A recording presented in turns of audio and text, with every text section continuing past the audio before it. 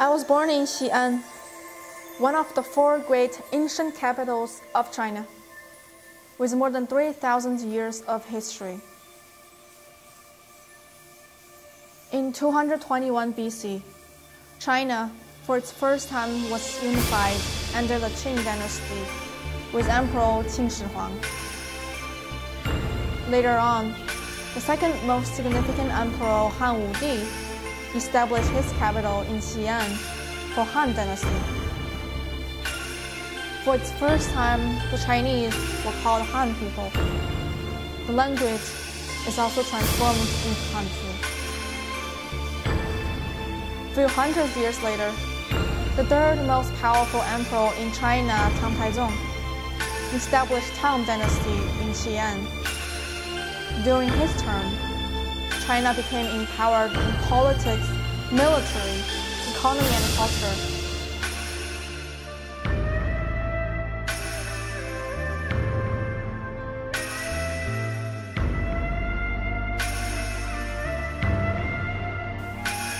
My home is located a few blocks away from the city moat.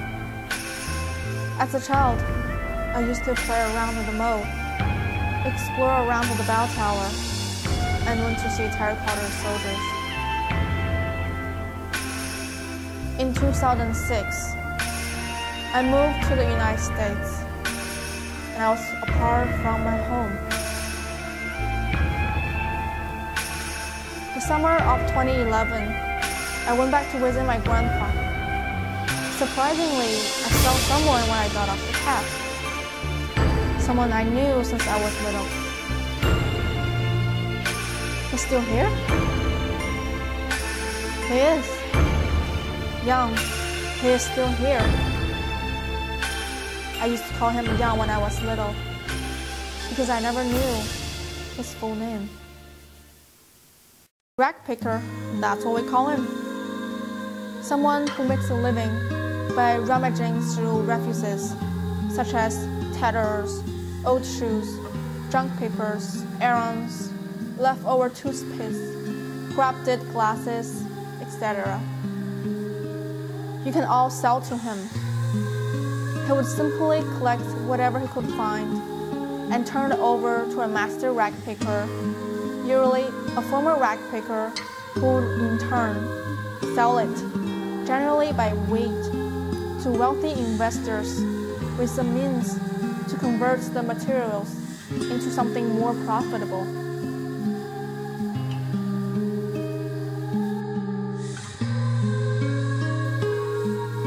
Starting from when I can remember things, Yang sits there day and night, waiting for people to call his name. I still can remember he wore the exact same color of the pant he's wearing now. Cheap shoes without socks. A decade later, China has developed rapidly. Urban families are rich now. Most of them can afford cars, but Yang has not changed at all. Where is he from? I would very much like to know what kind of life he's living.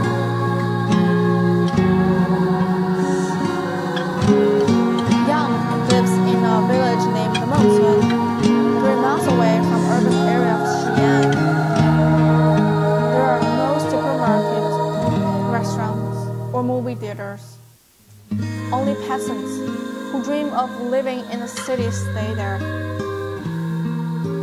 Inside the room, there's only one bed, no burners, no utensils.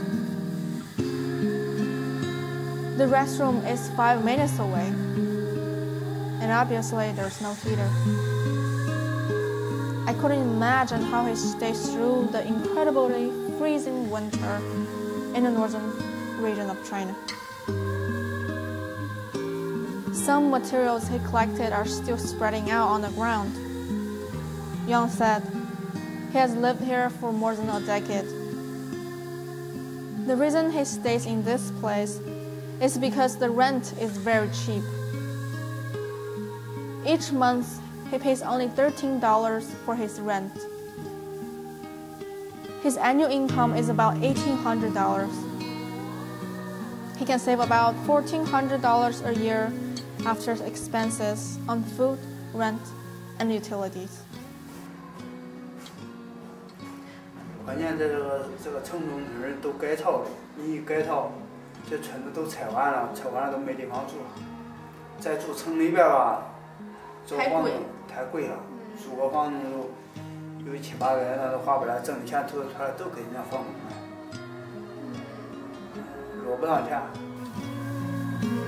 He said he couldn't spend this money. He has to mail them back to his wife and children in a faraway village in Henan province.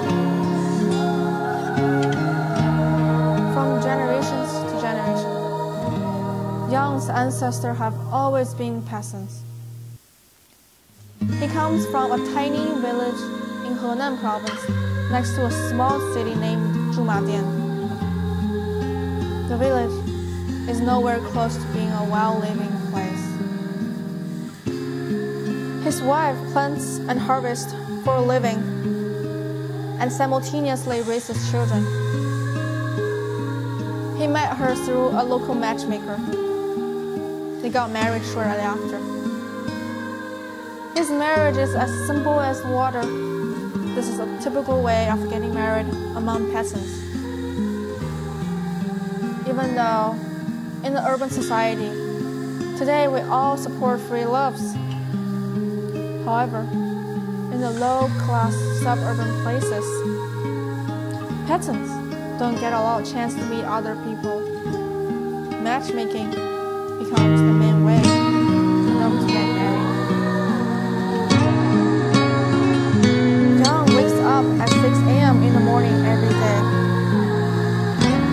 He has a tricycle. I recognized that he had one when I was little. He needs to ride an hour and a half to arrive at my neighborhood. The reason why he chose to stay in this neighborhood is because all residents have known him well and long, and whoever wants to sell their stuff will call him. Families who need help of moving will ask him and give him a little bit of money afterward. It has not gone so well today. Rain has been pouring off and on. Patience is his virtue. He knows very well that sometime he won't likely get anything at all.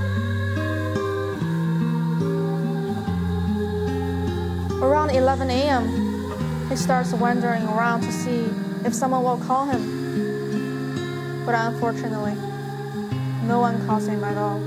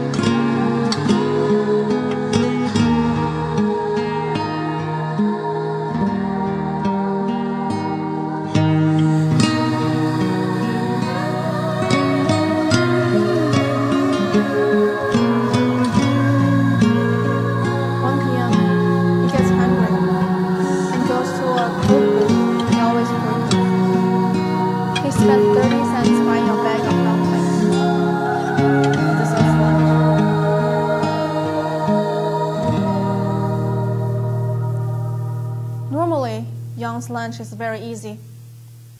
Besides dumplings, he also likes noodle and steamed bread. These are very popular in northern region of China, and each meal won't cost more than 70 cents. After the lunch, Yang decides to expand his scope and have a look in other neighborhoods. He normally doesn't do this because it will conflict with his other rag pickers. They're afraid Yang will steal their business. Finally, around 4 p.m., some of his old clients called him to collect some books and stacks of newspapers. He's so happy. At least he won't come home with nothing in the end. 小一点吧，在哪里？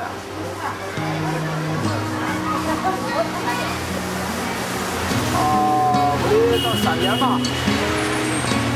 好，3点我过去。期待啊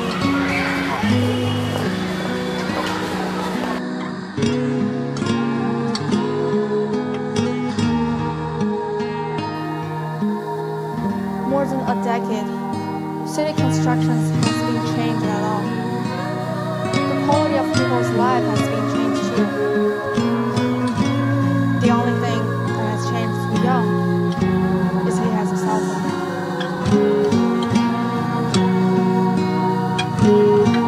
Within all these years, Yang never went to a hospital, never took a cab, never watched a film, never entered bars or game centers. Parks cost money, so he decided not to go until later, when parks stopped charging admission fees. He only went once. There's no weekend, no holidays for him. He only has days off when it's raining badly. Otherwise, he comes here and waits every day.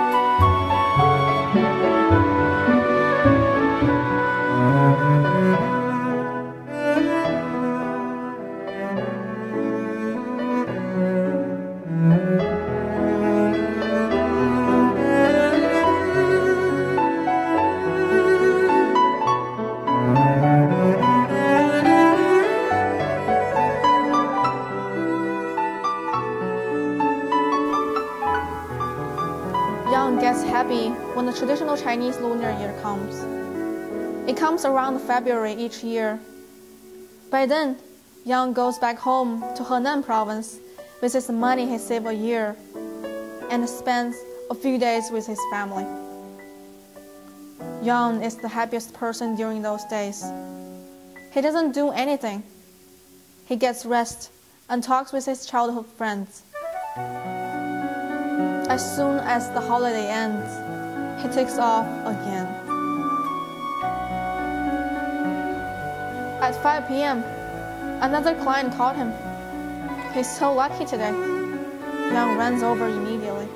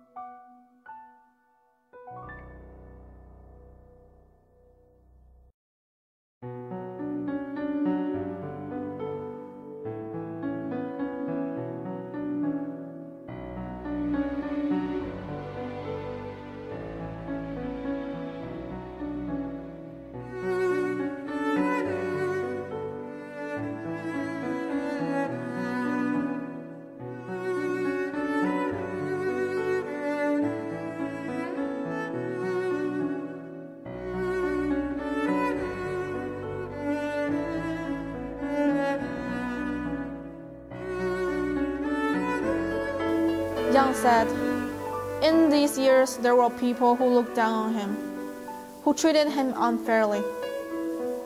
But overall, urban people have been nice to him. Neighbors here are friendly to him. Some would just give him old stuff and not ask for any money. Once, he was having a fever, and one of the neighbors gave him medicines and food. It warms Yang a long time."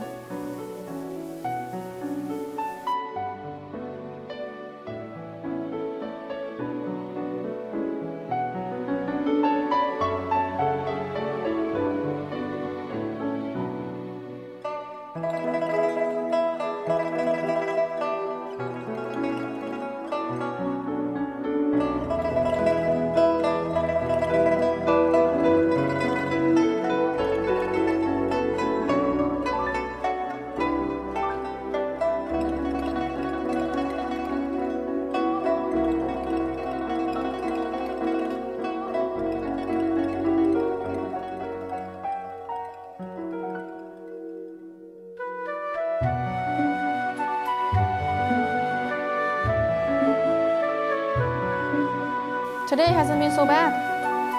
Before 6 p.m., he achieved his mission.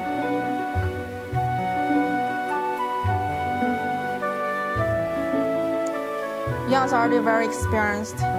Clothes, newspapers, and magazines goes to one master rag picker, so he can get more money.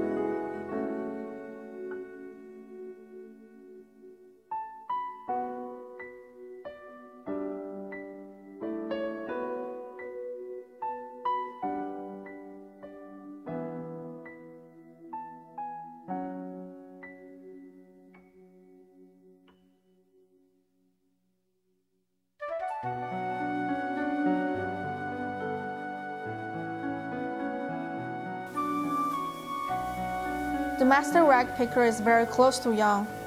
She knows Yang is living in poverty, so she never underweights his collections. She even gives him a few more yuans, like 50 cents in a dollar.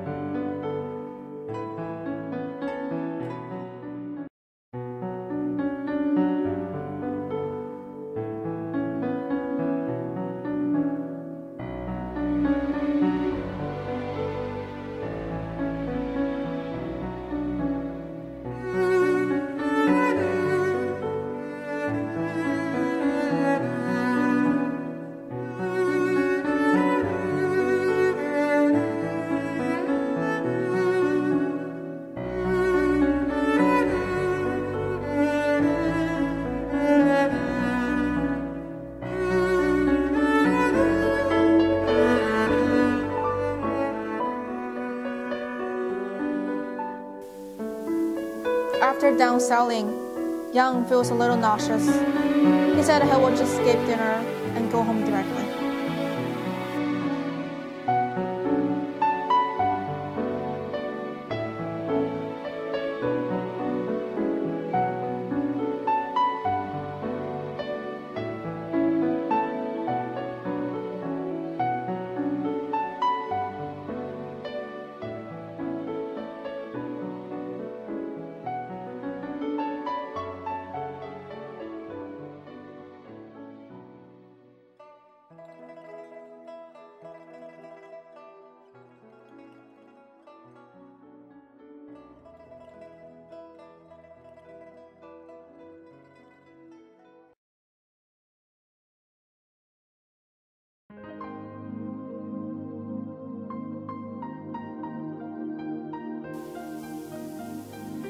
Xi'an in these years has developed rapidly. You can see high-rises, Walmarts, KFCs, McDonald's are everywhere. Also, luxurious brands such as Chanel, Louis Vuitton all showed up. Of course, this consumerism has nothing to do with Yang. A grilled chicken sandwich costing $5, he definitely won't eat it. Yang came home early today. Because there's no TV or radio, normally he just sits there for a long time, then goes to bed. He turns off the electricity by 8:30 p.m. every day.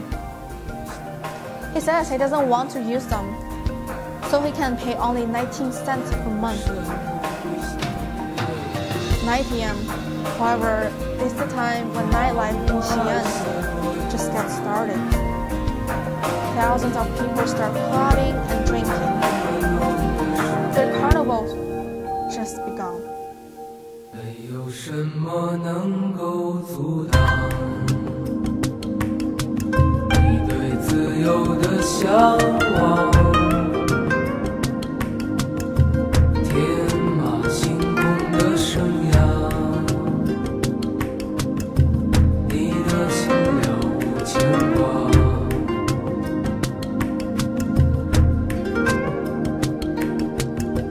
穿过幽暗的岁月，也曾感到彷徨。当你低头的瞬间，才发觉脚下的路。 Speaking of the future, Yang has a very critical thought. He says, if he can earn more money, he will go back to his home and start a small business, such as opening a grocery store. Life will be a lot more stable. He won't need to work outside when it rains, and he can have more time with his family. But I don't know when Yang can save enough money for his grocery store.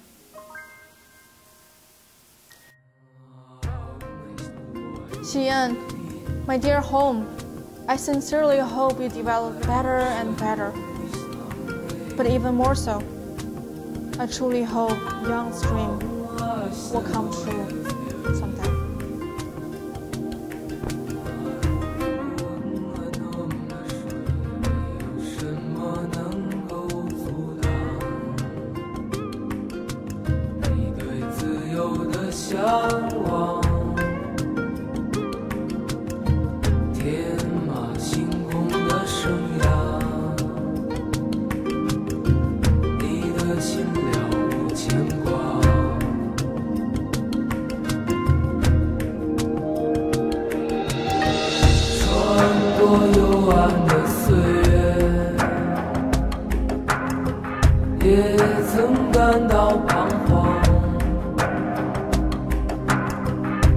今天还是跟我说一下，咱今天都是打工嘛，搞建筑，后来也不行了，搞建筑也弄那，天天有4、5点钟的、6点钟的起床，这收破了吧，反正挣钱反正多少吧，自由些，是不是？来早晚都，8、9点来。你当时也是干过建筑，干过，最后。才发觉。